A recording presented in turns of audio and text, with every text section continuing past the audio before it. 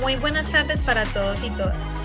Les damos la bienvenida a este espacio académico de diálogo, análisis y reflexión crítica, titulado Vigilancia Digital y Derechos Fundamentales. Una propuesta desarrollada en el marco de nuestra formación como estudiantes de Derecho de la Fundación Universitaria del Área Andina. Mi nombre es Michelle Zapata y tendré el honor de moderar este debate, en el que abordaremos uno de los temas más complejos y desafiantes de nuestro tiempo: la expansión de las tecnologías de vigilancia en el entorno digital y su impacto sobre los derechos fundamentales consagrados en nuestra Constitución, especialmente el derecho a la intimidad, a la habeas data, a la libertad de expresión y al libre desarrollo de la personalidad.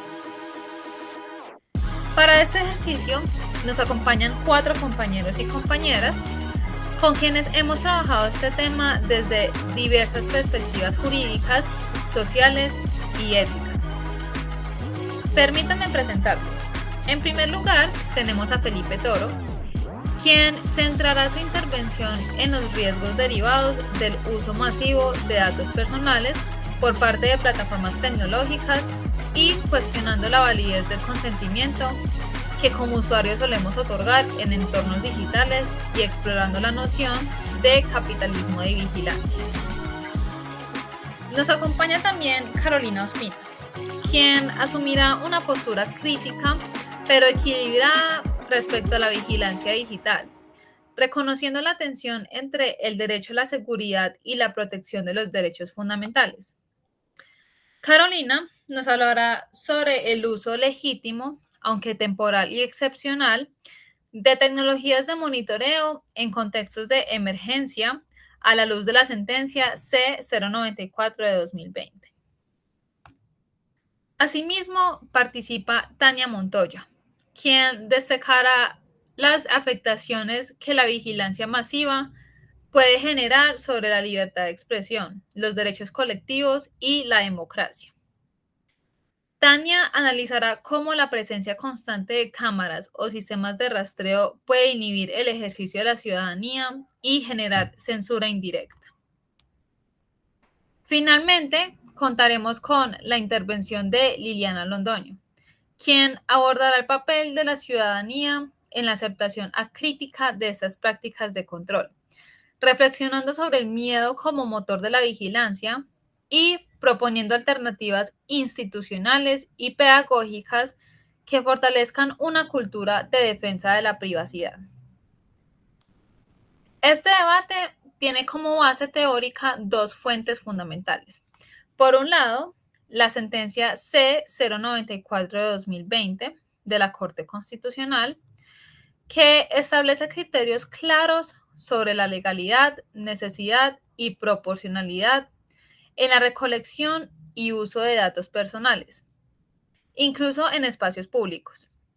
Y por otro lado, el capítulo El Gran Hermano Digital del libro Chicago Boys del profesor Sebastián Sarasa, que analiza cómo las lógicas de control y vigilancia han sido trasladadas desde el Estado hacia los actores privados, con un especial énfasis en el rol de las plataformas tecnológicas. Bueno, el objetivo principal de este debate es generar una discusión académica informada que permita identificar las tensiones actuales entre el desarrollo tecnológico, la necesidad de seguridad ciudadana y la vigencia de los derechos fundamentales en Colombia. También se busca proponer alternativas normativas, éticas e institucionales que ayuden a construir un entorno digital más justo, transparente y respetuoso de la dignidad humana. Durante el desarrollo del espacio, cada participante expondrá sus ideas en intervenciones individuales. Luego daremos paso a una ronda de preguntas dirigidas por mí como moderadora, en las que profundizaremos en los argumentos expuestos. Finalmente, cerraremos con unas conclusiones colectivas donde cada miembro compartirá una reflexión final.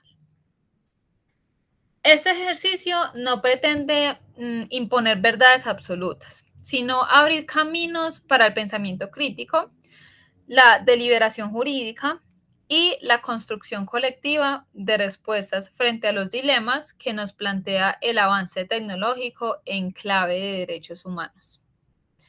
Con esto claro, damos inicio al debate.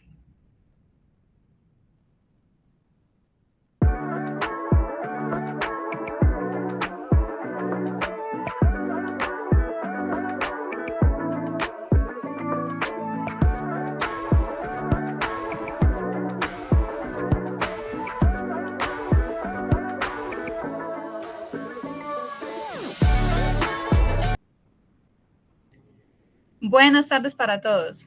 Agradezco su presencia en este espacio de reflexión sobre un dilema urgente en nuestra sociedad contemporánea: el conflicto entre el derecho a la intimidad y la seguridad nacional. ¿Puede el Estado, en nombre de la seguridad, vigilar nuestras comunicaciones, recolectar nuestros datos y monitorear nuestros movimientos? ¿Dónde está ese límite? El artículo El Gran Hermano Digital y la sentencia C-094 de 2020 de la Corte Constitucional nos advierten sobre los riesgos de una vigilancia desmedida, particularmente en contextos donde la institucionalidad es débil y la supervisión escasa. A la vez, expone cómo la tecnología ha dotado al Estado y a las corporaciones de una capacidad de control sin precedentes. Hoy debatiremos este tema desde diferentes ángulos. No se trata de llegar a un veredicto único, sino de enriquecer la comprensión sobre cómo el derecho debe equilibrar seguridad colectiva y libertades individuales. Carolina, me gustaría comenzar contigo.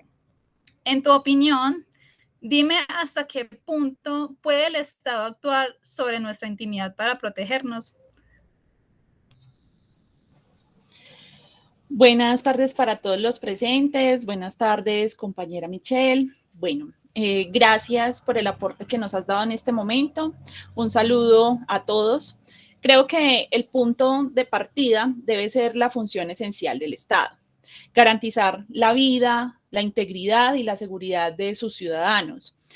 Esto en situaciones de riesgo como el terrorismo, narcotráfico, trata de personas o crimen cibernético. El Estado no puede quedarse de brazos cruzados.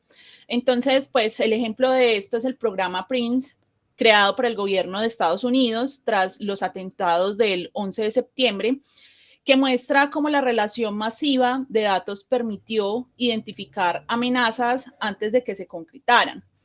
En este caso, ¿se vulneró la intimidad? Sí. ¿Pero se salvaron vidas? También. En ese caso, la vigilancia fue una herramienta excepcional frente a una amenaza excepcional. Como lo reconoce también la sentencia C-094 del 2020, la vigilancia puede ser legítima si respeta los principios de necesidad, temporalidad y proporcionalidad. No se trata de justificar un espionaje generalizado, sino de dotar al Estado de recursos eficaces para responder a realidades criminales complejas. En América Latina, donde el crimen organizado cruza fronteras y utiliza canales digitales para operar, cerrar los ojos ante estas herramientas sería una omisión grave. Por supuesto, deben existir controles, garantías judiciales y mecanismos de supervisión, pero negar la vigilancia por principio en contexto de riesgo real también puede costar vidas. No podemos olvidar que el derecho a la vida y la seguridad también son derechos fundamentales. Buenas tardes, compañeros. Carolina, entiendo la intención de proteger a la población, pero debemos tener mucho cuidado con abrirle la puerta a la vigilancia sin límites. El texto lo deja claro: cuando la vigilancia se convierte en una práctica habitual y sin control, pone en riesgo las bases mismas del Estado de Derecho.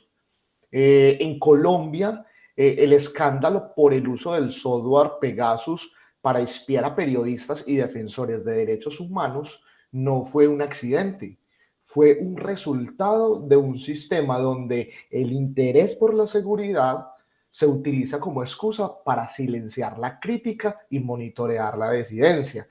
Tal como se advierte en la sentencia de la Corte C-094 del 2020, La vigilancia sin criterios estrictos puede tener efectos devastadores.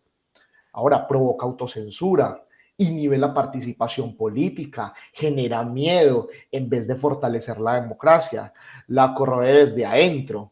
Además, como se señala en el artículo, el poder de vigilancia ya no solo lo tiene el Estado.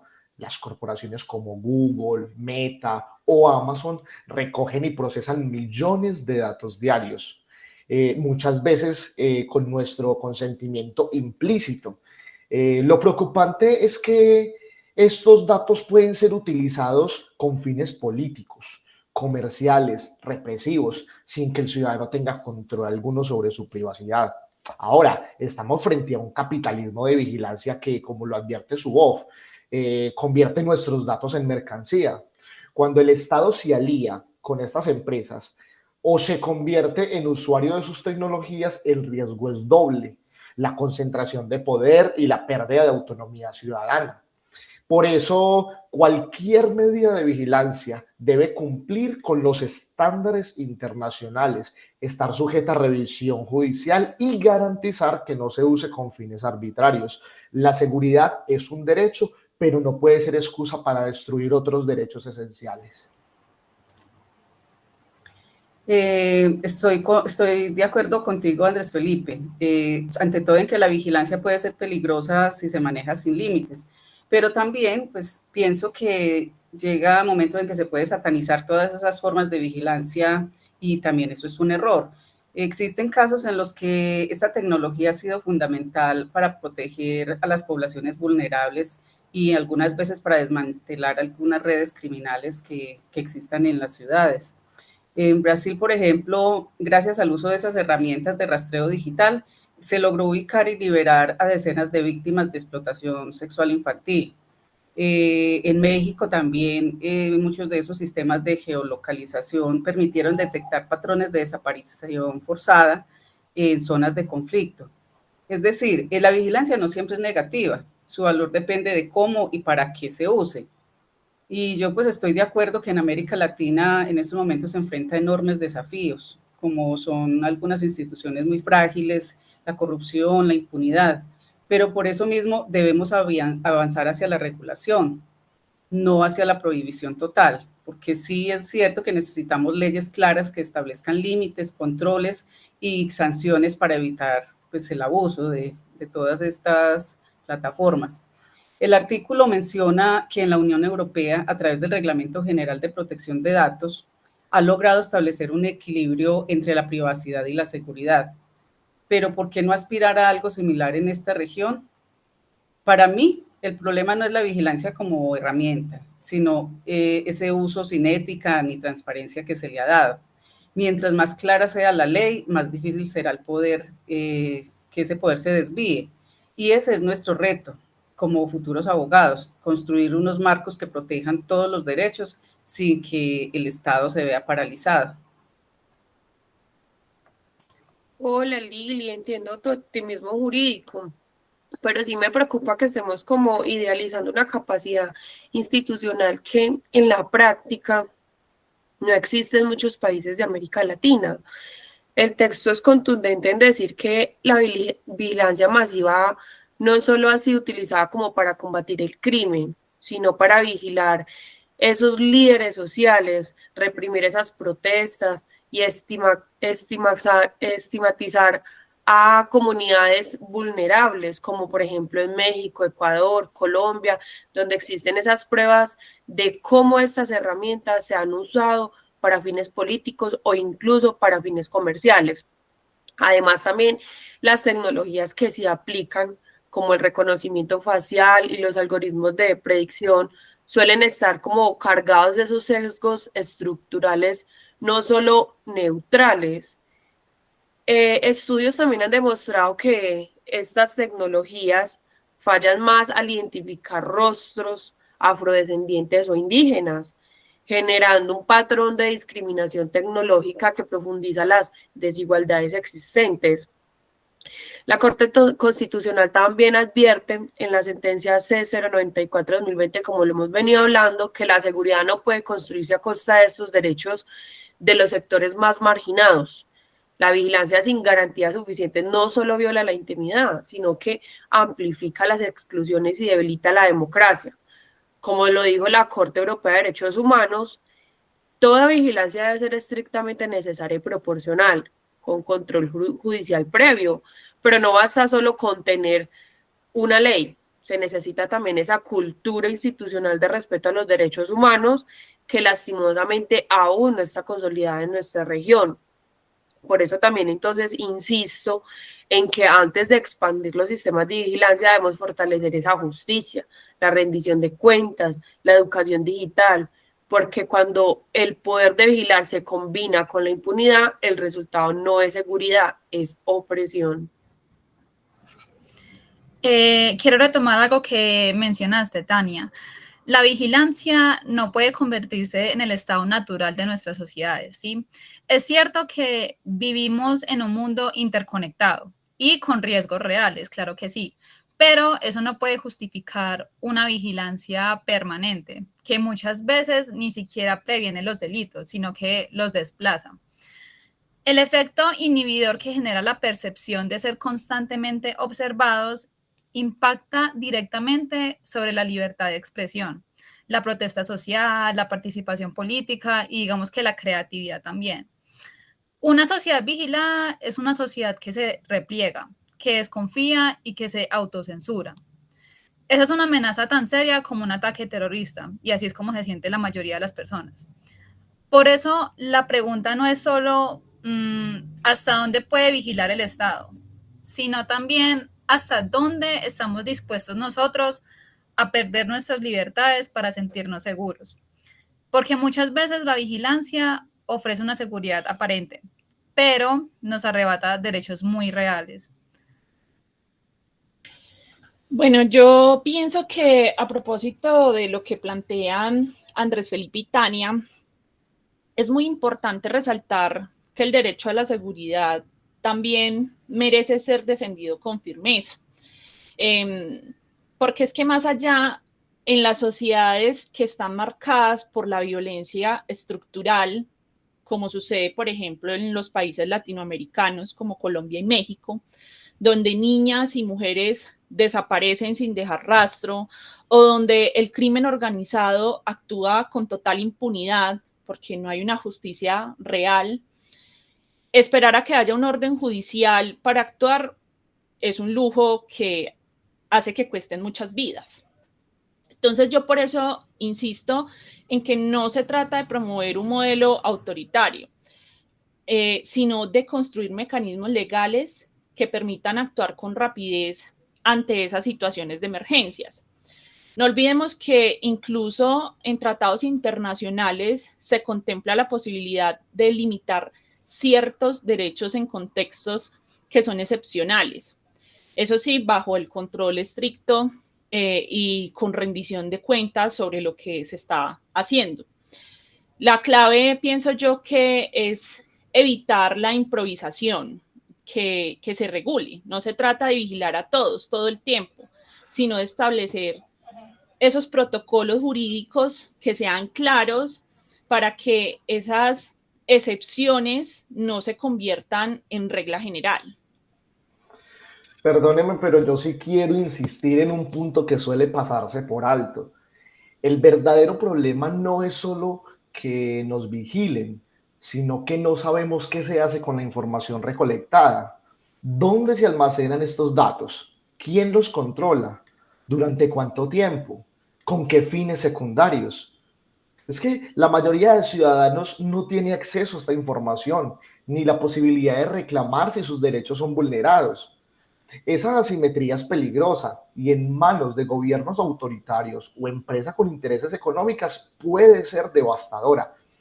Además, la historia nos demuestra que las herramientas tecnológicas tarde o temprano se usan para controlar la disidencia. Lo vimos con el espionaje ilegal en dictaduras latinoamericanas. Hoy las tecnologías son distintas, pero el riesgo sigue siendo el mismo.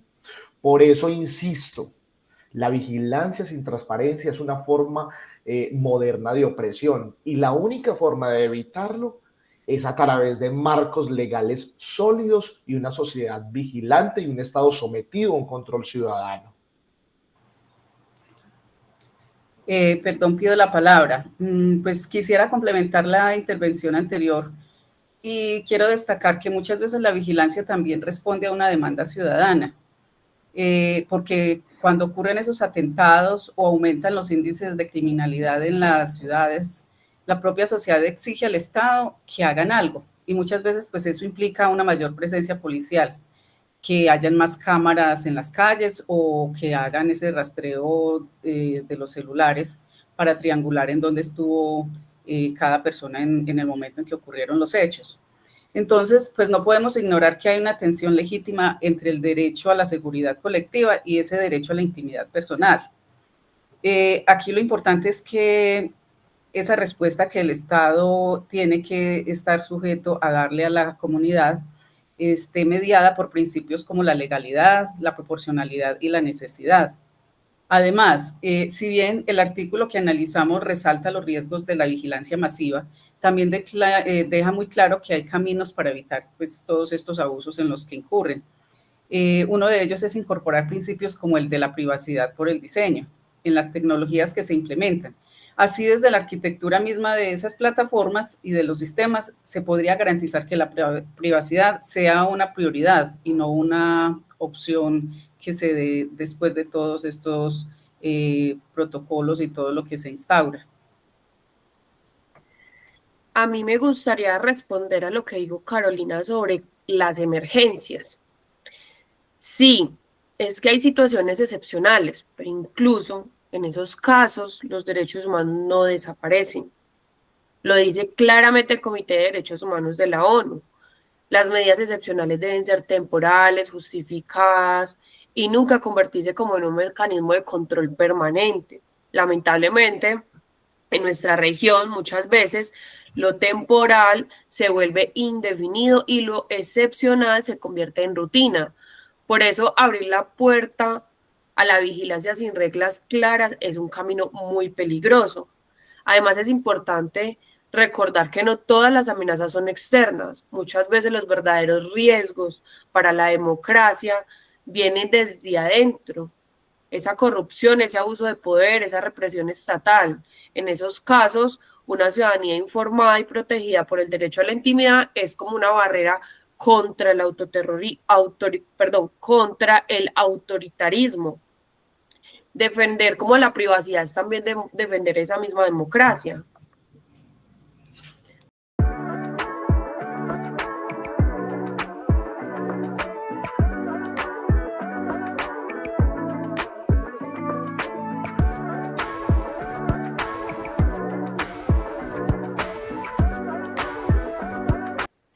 Muchas gracias a todos por sus valiosas intervenciones. Ahora, para cerrar con profundidad este espacio, yo propongo una ronda final de preguntas más extensa para cada uno. Cada participante responderá 3 preguntas que permitirán explorar de forma más crítica el alcance de la vigilancia en entornos digitales. En diálogo con la sentencia C-094 de 2020, como lo hemos estado mencionando anteriormente, y el capítulo El Gran Hermano Digital. Bueno, Carolina, partiste de la idea de que la vigilancia puede tener justificaciones válidas en contextos de emergencia. Pero, ¿qué tan excepcionales son realmente esos contextos en Colombia? ¿Crees que el uso de tecnologías de vigilancia, como lo regulado en el artículo 146 del Código de Policía, ha sido objeto de una evaluación de impacto previa, como exige la Corte en la sentencia C-094 de 2020? En segundo lugar, ¿cómo garantizar que la urgencia por seguridad no termine legitimando una vigilancia que inhibe el libre desarrollo de la personalidad, como advierte la Corte en esta sentencia? Y finalmente, ¿qué opinas sobre el rol del ciudadano como sujeto que exige más control del Estado? ¿crees que la ciudadanía colombiana es consciente de los límites que impone el artículo 15 constitucional frente al uso de cámaras y datos personales? Yo sé que son muchas preguntas, Carolina, pero espero puedas abarcarlo. Muchas gracias. Bueno, voy a tratar como en mi intervención de resumir todas las preguntas que me acabas de hacer. Gracias por esas preguntas, Michelle. A ver, es cierto que en Colombia muchas veces lo excepcional se vuelve ordinario o rutinario, como ya lo mencionaban anteriormente. Las medidas que deberían ser temporales acaban naturalizándose, como romantizándose lo que se hace respecto a nuestra privacidad, sin evaluación del impacto, las consecuencias que puede tener, ni estudios, ni hay un estudio de una necesidad real como lo está exigiendo en este momento la Corte Constitucional. Yo pienso que el artículo 146 sobre las cámaras en transporte público no trae ninguna salvaguarda sobre el destino de esas grabaciones y eso de por sí ya es problemático, no se dice realmente en qué va a ser utilizado, en qué va a ser usado, para qué fines. Yo pienso además que la urgencia por la seguridad suele invocarse de forma vaga. Se dice, lo vamos a hacer por fines de seguridad, pero ¿cuáles son esos fines de seguridad? O sea, ¿qué está violentando esa seguridad? El problema es que una vez instalados esos sistemas de vigilancia, seamos realistas, también costaría mucho desmontarlos. Es una inversión que las empresas realizaron y que es una inversión además costosa en un país como Colombia. Entonces, no sé, yo pienso que cuando eso afecta la libertad de expresión o la forma de comportarse en público, la democracia empieza a erosionarse, porque la democracia también es ese poder de decisión que tengo frente a las decisiones que se toman en el Estado. Finalmente, creo que la ciudadanía muchas veces exige vigilancia sin conocer las implicaciones. Necesitamos una alfabetización digital crítica, entender que la protección de la intimidad no es solo un derecho individual, sino también una barrera contra el abuso de poder. Buen punto, Carolina. Coincido con lo que dices. Ahora, Felipe, tú abordaste críticamente la idea del consentimiento informado.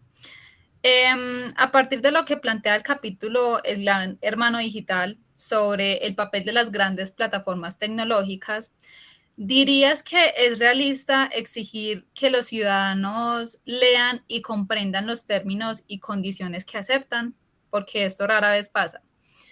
Además, ¿cómo se puede compatibilizar el principio de consentimiento libre, previo e informado defendido en la sentencia C094 de 2020 con la lógica del mercado que invisibiliza esos procesos y convierte al usuario en producto? Y por último, si Colombia carece de músculo técnico para exigir privacidad por diseño, ¿qué tipo de cooperación internacional o regulación supranacional, crees que sería necesaria para limitar el poder de las plataformas en nuestro contexto? Hola Michelle, ¿cómo estás? Completamente de acuerdo. El consentimiento es una ficción cuando aceptamos con un clic términos ininteligibles. El texto de Sarasa lo deja claro. Las plataformas ya no solo intermedian la comunicación, sino que definen las reglas de juego sin transparencia. Ahora, en cuanto al principio de consentimiento, realmente yo creo que está debilitando la opacidad estructural de los sistemas digitales. Aunque la Corte lo protege, las plataformas operan desde la lógica del beneficio, no de los derechos humanos. Por eso necesitamos reformas profundas que lo hagan exigible. Respecto a la regulación, en Colombia, Colombia sola no puede. Necesitamos acuerdos latinoamericanos que presionen como bloque o sumarnos a estándares como los de la RGPD europeo. El control de los datos es una tarea global. no una tarea local. Entiendo lo que dices, Felipe. Ahora, Tania, tú hiciste un énfasis muy fuerte en la libertad de expresión, ¿cierto? En la sentencia C094 de 2020 se reconoce que la presencia de cámaras puede generar un efecto inhibidor.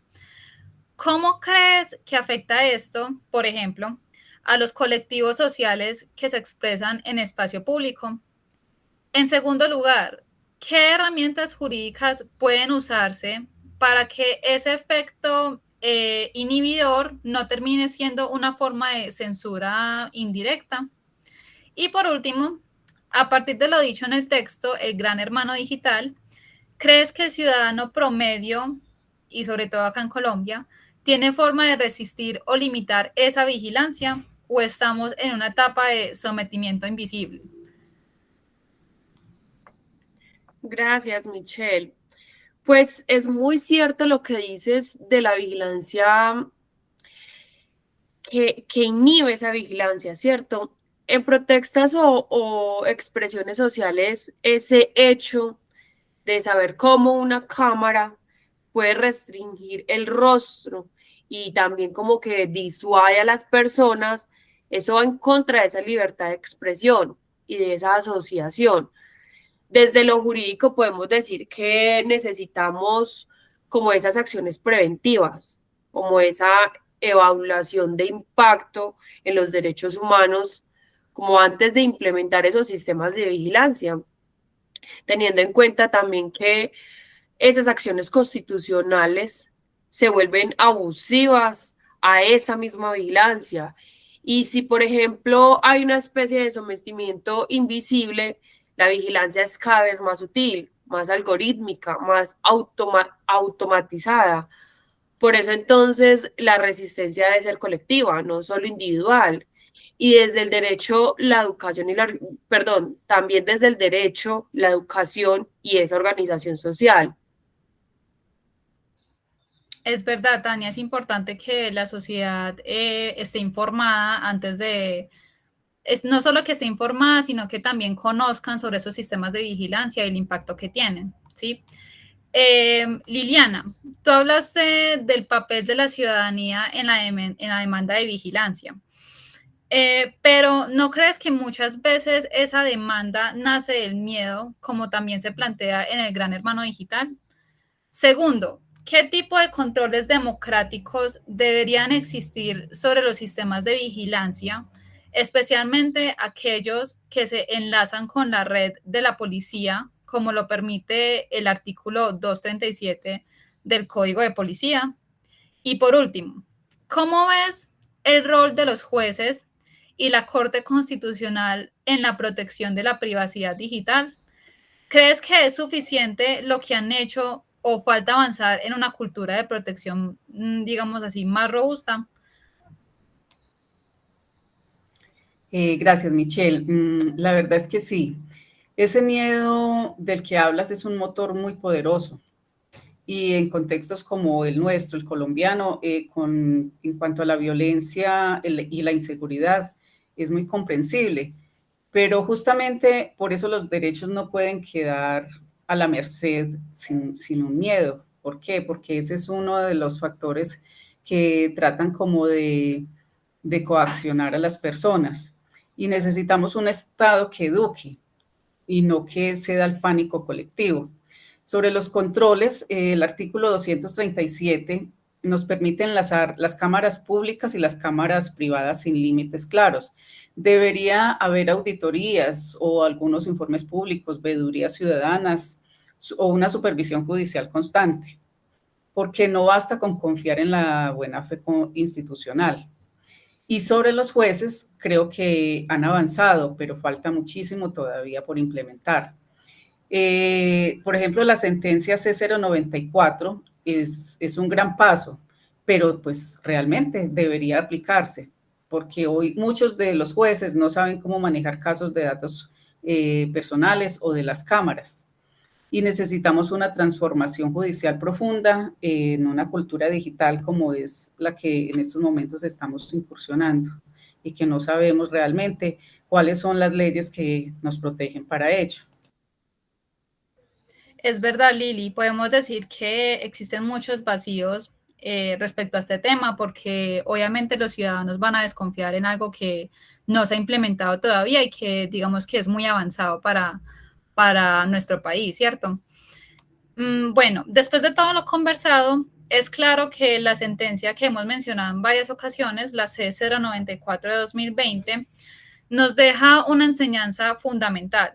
La intimidad no desaparece en espacios públicos y por eso cualquier sistema de vigilancia debe ser proporcional, también necesario y fundado en el respeto por el habeas data. Sí, y también creo que eso se conecta mucho con lo que plantea el texto, el gran hermano digital. Hoy el ciudadano ya no es solo vigilado por el Estado, sino que también está siendo vigilado por las plataformas digitales. Y es esa vigilancia silenciosa, la que convierte nuestros datos en productos y pone en jaque la idea misma del consentimiento informado. Sí, muchachos, y es ahí donde la ciudadanía tiene que tomar un rol más activo. No podemos seguir aceptando la vigilancia solo porque nos da una falsa sensación de seguridad. Necesitamos educación digital desde la escuela, que nos enseñen cuáles son nuestros derechos y también hasta dónde podemos llegar. Unas campañas públicas y unas normas claras sobre cómo se recogen y cómo se usan nuestros datos. Pienso también que se necesita fortalecer las instituciones. No basta con que la Corte Constitucional haga un llamado en la sentencia, porque pues siempre hemos visto que esto sucede. Cuando el legislador no hace lo que debe hacer, entonces la Corte sienta unos parámetros, pero no debería ser así. Las autoridades que implementan estos sistemas deben tener controles reales, auditorías externas y límites legales estrictos. Hoy en día muchas cámaras graban sin que nadie sepa qué se está haciendo y la pregunta es quién guarda esa información y para qué fines es que se utiliza esa información guardada. Al igual, compañeros, no podemos perder de vista que todo esto afecta directamente nuestras libertades, como lo hemos venido hablando. Por ejemplo, sí, yo sé que me están grabando, ¿cierto? Pero yo puedo dejar de manifestarme o de opinar o simplemente dejar de ser. Por eso, proteger la intimidad también es proteger la democracia, como bien se dijo hoy. Así es, compañeros. Este debate no solo fue sobre normas, sino sobre el tipo de sociedad que queremos, ¿cierto? Una donde lo digital sirva para expandir derechos y no para restringirlos. Quiero agradecer a todos por construir este espacio desde el respeto, el conocimiento y la reflexión crítica, porque de verdad lo hicimos de una manera muy organizada y escuchamos la opinión del otro. Gracias a todos y todas por su compromiso. Con estas intervenciones cerramos este espacio sabiendo que la protección de la privacidad digital es uno de los grandes desafíos jurídicos y democráticos de nuestro tiempo. Muchas gracias a todos. Muchas gracias a ustedes. Feliz día. Muchas gracias. Feliz día.